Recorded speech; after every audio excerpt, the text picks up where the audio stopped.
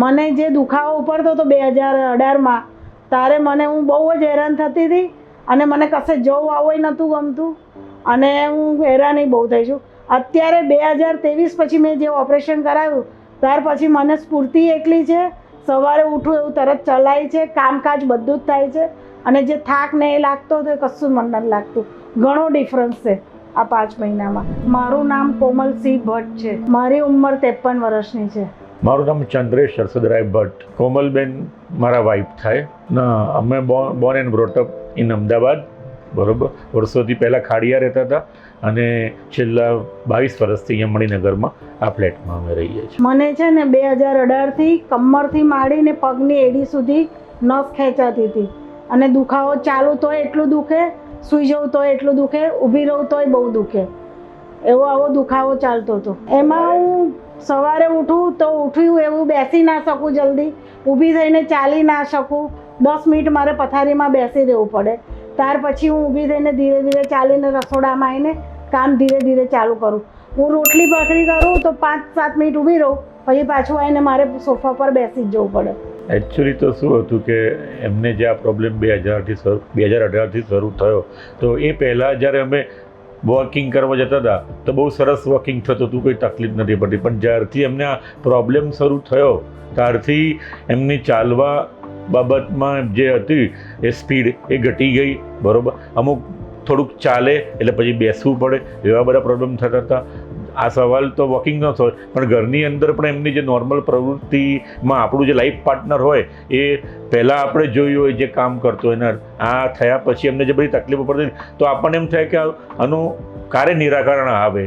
પરંતુ અનફોર્ચ્યુનેટલી અમને 2000 આ ઓપરેશન કરાવ્યું ત્યાં સુધી કોઈ પરમેનન્ટ સોલ્યુશન આનું મળ્યું જ નહોતું. એકચ્યુઅલી એ બાબતમાં અમારા લેવલે પણ એક ભૂલ થઈ ગઈ હતી કે અમારા જે ફેમિલી ફિઝિશિયન્સ જે છે ને એમણે અમને 2020માં હિતેશભાઈ પટેલ બાબતમાં રેફરન્સ એમને આપેલો હતો અને અમને એવું કીધેલું હતું કે તમે એકવાર એમને બતાવી જુઓ, એ ઇન્જેક્શનથી પણ આ વસ્તુ મટાડે છે. પરંતુ સમાજની જે રૂઢિઓ છે એમાં એક માન્યતા પ્રવર્તી હતી કે આ જે પ્રોબ્લેમ છે ને આ સ્પાઇનલ કોર્ડને લગતા પ્રોબ્લેમ, બરાબર, એનું તમે જો એકવાર ઓપરેશન કરાવો ને તો પછી માણસ કાયમ માટે હેરાન જ થતું હોય છે, બરાબર. એટલે એ જે માન્યતા અમારામાં દ્રઢ થઈ ગયેલી હતી, બરાબર, એના કારણે અમે અમારા ફિઝિશિયનની વાત પણ માની નહીં અને હિતેશભાઈ પટેલનો અમે કોન્ટેક્ટ કરવાનો પણ અમે પ્રયત્ન ના કર્યો. પરંતુ 2022ની અંદર મારા સનના જે સાડુભાઈ છે તે ડૉક્ટર સૌનક ઠાકર, જે આપણે સ્ટર્લિંગમાં ફિઝિશિયન તરીકે જોબ કરે છે, એમણે અમારા ઘેર જ્યારે રિલેશન્સ બંધાયા એટલે આવવા જવાનું શરૂ કર્યું અને આના બધા પ્રોબ્લેમ એમને ખબર પડી એટલે એમણે જ પછી કીધું કે મારી જોડે જ આ હિતેશભાઈ મારા મને ઓળખે છે, તમે એમની જોડે ઓપરેશન કરાવો.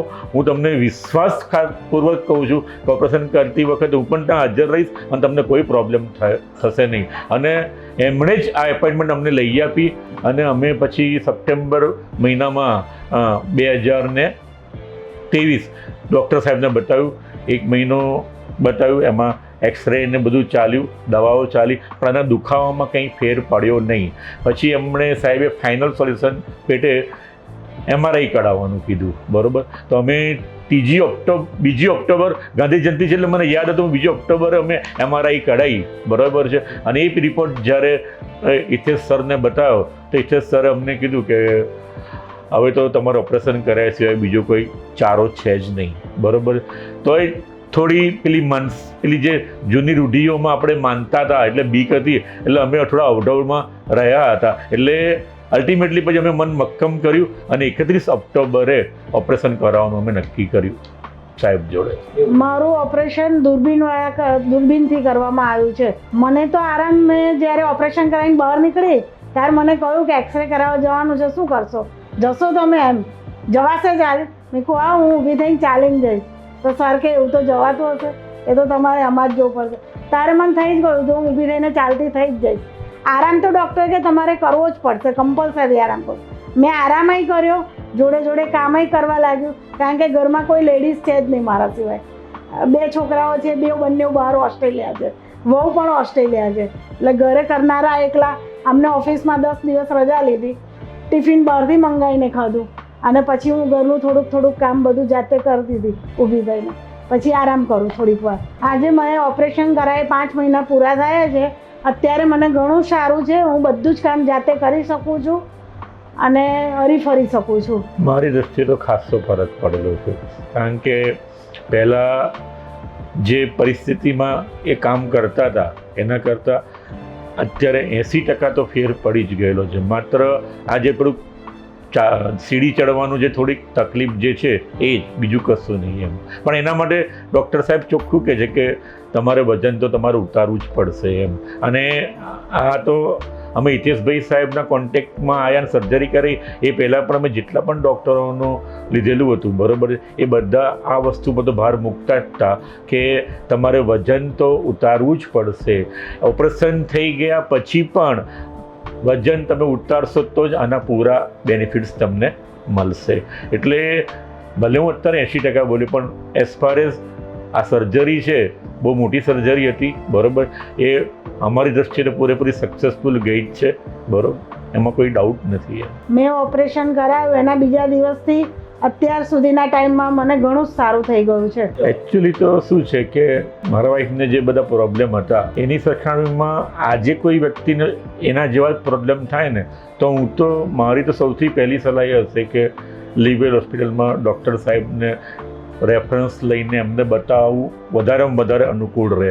કારણ કે જો અમે શરૂઆતના સ્ટેજમાં બતાવ્યું હોત ને તો કદાચ ઇન્જેક્શનથી પણ આ વસ્તુ પતી ગઈ હોત, બરાબર. કારણ કે એવા અમે આજે દવાખાને આ છેલ્લા 5 મહિનાથી અમે જઈએ છીએ તો અમે એવા પણ કેસીસ જોયેલા છે કે જેમાં માત્ર એક ઇન્જેક્શન આપીને 1 કલાકમાં પણ પેશન્ટને સાહેબ રજા આપી દે છે અને એ પેશન્ટ જાતે ચાલતો પણ જાય છે. તો એ સંજોગોમાં આવા કેસમાં જે અમારી જે ટ્રેડિશનલ માન્યતાઓ હતી એની વિરુદ્ધમાં હું જઈને કહું છું કે શરૂઆતમાં જ જો તમે આવી રીતે આવા સક્સેસફુલ અનુભવી ડૉક્ટરનો તમે કોન્ટેક્ટ કરો ને તો કદાચ તમને ભવિષ્યમાં જે મોટા પાયાની સર્જરી કરવાનો વખત આવે એ એવોઇડ પણ થઈ શકે.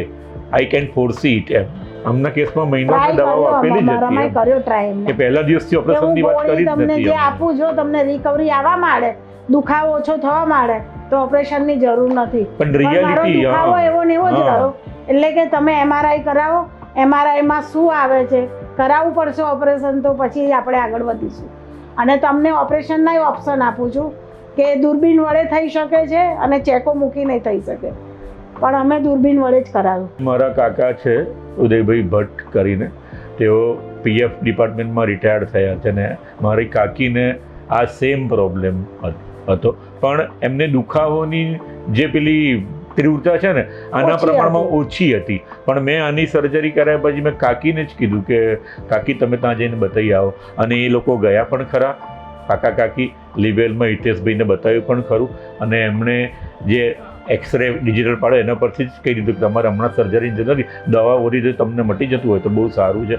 હકીકતમાં આજે ફેક્ચ્યુઅલ સિચ્યુએશન એવી છે કે એ વાતને 2 મહિના થઈ ગયા હશે, બરાબર. મારા કાકી દવાઓથી એમને સારું થઈ ગયું, દુખાવો પણ બંધ થઈ ગયો. એટલે એક આ એક સક્સેસફુલ મેં રેફરન્સ આપેલો હતો અને એમાં અમને રિઝલ્ટ પોઝિટિવ જ મળેલું છે.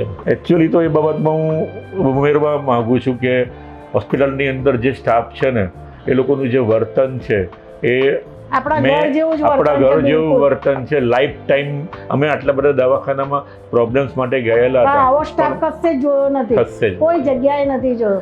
છેલ્લે સ્ટાફ જેવો કોઈ સ્ટાફ કોઈ હોસ્પિટલમાં કશે નહીં મળે, આપણને ઘર જેવું લાગે. છેલ્લે હું બતાવવા ગયો અને બરોબર છે હમણાં જ 29 તારીખે, બરોબર, તો પછી બધું ચેકિંગ કર્યા પછી સાહેબ કે આપણે એક્સરે પડાવી લઈએ કે, બરોબર. તો એક્સરે માટે એ એક્સરે વિભાગમાં જતી હતી ને તો પેલા મને બહાર આસિસ્ટન્ટ ડૉક્ટર લેડી છે, મને કે તમે અંદર જાઓ. મેં મારે ઘર જેવું જ, મારે ક્યાં જવાની જરૂર છે, બરાબર છે. ભલે એ જેન્ટ્સ છે, અમને પૂરો વિશ્વાસ છે ભાઈ, કારણ કે આને ઓલરેડી 6 થી 7 વાર એક્સરે એમની જોડે પડાયા જ હતા. એટલે આપણે હું ગયો જ નહીં અંદર, એ જાતે ગઈ. પછી આસિસ્ટન્ટ ડૉક્ટર હતા એમણે પછી એક નર્સને અંદર મોકલી. એટલે આટલું બધું મેં મારા ઘર જેવું જ, મારે અંદર જવાની કંઈ જરૂર જ નથી અહીંયા. તો આવો બહુ પોઝિટિવ સ્ટાફ છે અને હકીકતમાં એ લોકોનું જે બધો સ્ટાફ એટલો સરસ, અનબિલિવેબલ. તમે કદાચ અમદાવાદમાં મેં આવી કોઈ હોસ્પિટલ જોઈ નથી કે જ્યાં જે સ્ટાફ છે આટલો બધો કોઓપરેટિવ, ઇવન ટેલિફોનિક ટોક પર પણ એ લોકોનું વર્તન બહુ એટલે બધું સરસ વિનમ્ર જવાબ હોય છે ને આપે તમે. કે આપણને આશ્ચર્ય થાય કે સાલું સાહેબે શું આ લોકોને બરોબર ટ્રેન કરેલા હશે. મેં આ રિપોર્ટ કરાયો અને રિપોર્ટ સરને મોકલાયો હતો, સ્ટાફે આખો રિપોર્ટ બતાવ્યો, સરે સામે દવા વોઇસ મેસેજ મૂકીને કહ્યું કે બેન તમે આવી રીતના લેજો. મને એ ધક્કો બચાવી દીધો એમને, ઘરે જ બધું પતાવી દીધું એમને. મને જે દુખાવો ઉપડતો હતો 2018માં, ત્યારે મને હું બહુ જ હેરાન થતી હતી અને મને કશે જવું આવવું નહોતું ગમતું અને હું હેરાન બહુ થઈ છું.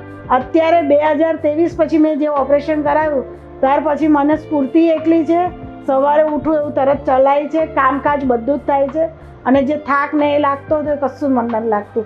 ઘણો ડિફરન્સ છે આ 5 મહિનામાં. એક વાત લીવવેલ હોસ્પિટલ બાબતમાં હું ઉમેરવા માગું છું કે આ સર્જરી દરમિયાન અમે 2 દિવસ દાખલ થયેલા હતા અને અમે જોડે રહેલા હતા, પણ સવાર સાંજ સર્જરીમાં પેશન્ટ માટે તો ચા આવે એ આપણે સમજી શકાય એવું છે, પણ પેશન્ટની જોડે જે પણ રિલેટિવ્સ રહ્યા હોય ને એમને પણ ઇનવેરિયેબલી હોસ્પિટલના સ્ટાફ દ્વારા ચા આપવામાં આવતી હતી, જે અને ચાની ક્વોલિટી તો અમેઝિંગ હતી, જે બાબતમાં તો જે પીવે એને જ ખબર પડે. તો અમે અમદાવાદમાં બીજી કોઈ હોસ્પિટલમાં આ રીતની ચાની સ્પેશિયલ સર્વિસીસ આપવામાં આવ્યું તો મેં પહેલી વાર જોઈશું. Now I am live well.